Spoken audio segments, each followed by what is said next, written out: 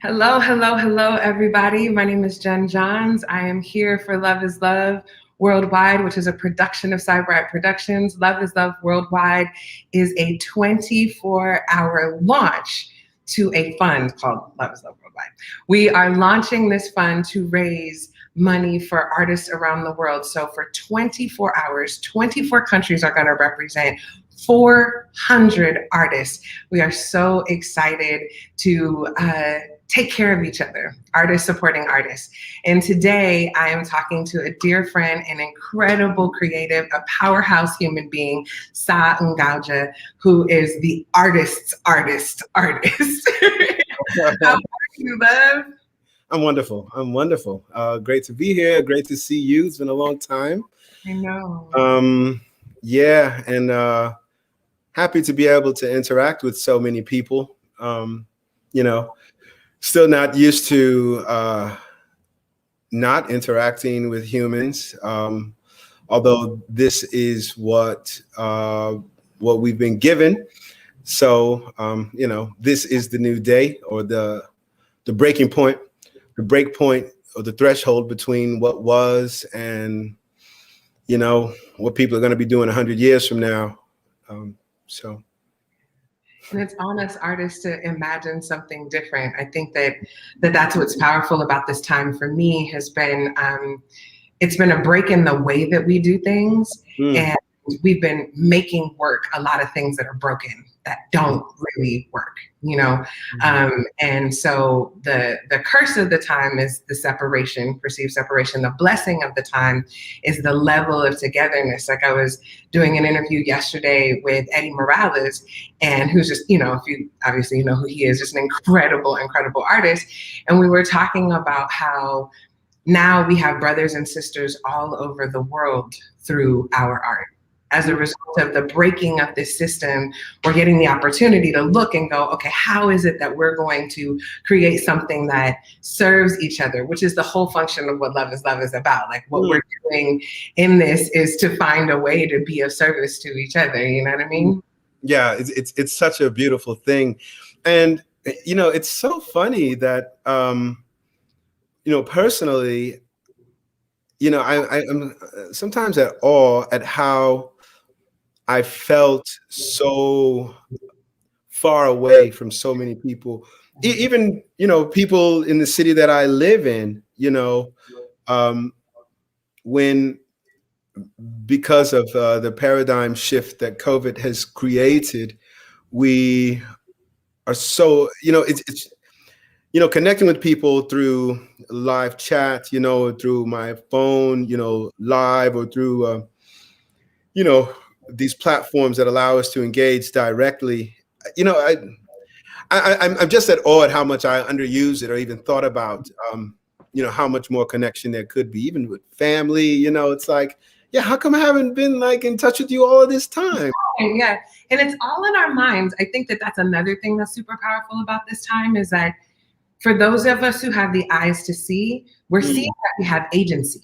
Like, I think, at least for me, I'm seeing that I have agency, that there is a way that there is an incredible amount of trauma and pain and so forth that's happening in the world. But I have the ability to reach out and touch my community, which means that I'm incredibly powerful, because if I can tap you and I can exchange an energy, right, that uplifts my life, that allows me to be more in my purpose, then I'm a blessing to, right? And for you in moving forward. And so I don't know, I keep on coming back to this moment, and I give thanks for Love is Love for really centering me in this moment of togetherness, really, because it's been hard for so many artists. There's been so much that's been so wrong. We haven't had stages. This is what we felt our medium for doing our craft was. Yeah. And as I think about the level of togetherness, I'm like, we can do it. We can change the world. Absolutely. And the level of collaboration that has opened up, that's been forced in this time as well, has been profound. I've done remote recording sessions, remote concerts, already. And it's just like, wow, we can do this. You know, so many, you know, like great DJs, for example, who I'm like, well, you know, next time I'm in Paris or, you know, whenever, you know, I'm going to be in Rio, I'm going to make sure, you know, and it's like, I just jump on Twitch. I can get the live set right now. Right. Yeah, it's like it's all right here, you know. And I guess it has been. We you know weren't forced to really engage, you know, and let the technology kind of support what it is we need for it to do, you know. And I mean, look, the technology can be oppressive in a lot of ways, but some of the benefits of it, you know, at least in this way, I'm really appreciating how those benefits are kind of, you know, coming out. Well, for those of you who are tuning in just now, I'm speaking with the king, NGAUJAH, dear friend, incredible talent, and we are talking about Love is Love Worldwide, which is a global fund, artists supporting artists. We are launching this fund on the 20th, which is tomorrow, and it is a 24-hour launch. So it's 24 countries, 24 hours, 400 artists, and our goal is to raise at minimum $200,000 in this first round of funding, which means that each artist would get $500. And if you know anything about the exchange rate at all with most countries, $500 in so many countries is game-changing for artists. It's completely game-changing. And even in the United States, $500 is definitely a useful chunk of change, a useful chunk of change. So that's what we're doing. SAHR, you've curated some of the talent for this 24-hour launch kickoff. Can you tell me just a quick little bit about who you got and what's going on? Yeah. So for my part, I'm involved in the Nigeria set, and what we've brought to the table is a clip from the production of Fela Broadway. For those of you who don't know who Fela is, I'm sure a lot of you do, but for those of you who don't, he would be considered, I think, the most important composer of our contemporary time from Africa. He was not just a composer, but also an activist. The Black president.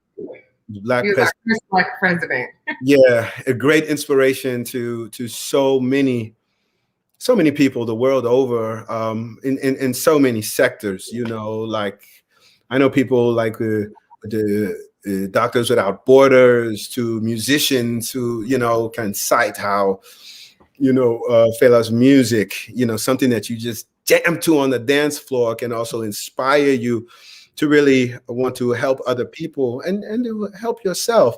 So, you know, we made this production so many years ago now. I think we have clips from Off-Broadway, which would have been 2007. It was later followed by a Broadway production, 2009, 10, and then world tours and, you know, U.S. tours. It played in Lagos as well, which was absolutely profound. And in Oakland. Right, and in Oakland, that's right. Yeah, I think we came to the Bay Area twice, as a matter of fact. So it's an honor to be able to offer, you know, an excerpt of this piece as a part of what's coming to the table for Nigeria. And yeah, and I hope you all enjoy it. And I'm sure you're going to enjoy all the other offerings coming from around the world. And I mean, this is amazing. This is amazing what you guys are doing, connecting, bringing so many people to the table for others' enjoyment and inspiration, and to aid the artists that are participating. It's brilliant. We're all we got. We are all we got. This is my favorite question that I've been asking people. And like I said, I give thanks for Love is Love. I give thanks for Dina and Voodoo Ray. You know, God rest. Rest in peace. You know, for making this thing a reality, and providing us with the awareness of how powerful we are as artists to really shift the world. So my question to you is: you have a magic wand, and you can cast a spell. Okay. For artists. what power do you give them? What is your wish for artists around the world? All right. Well, you know, when I was young, whenever we would talk about that, you know, rub the genie comes out of the lamp or the bottle and says, you know, what's your wish? You know, I would always go for like, you know, I think 100 more wishes for starters. So I'm going to try to answer the question in that context. Right. Uh, Appreciate it. for one, for artists to be able to see themselves, what makes that individual, to be able to see yourself, what makes you tick in a more profound way. Because I think that aids in empathy.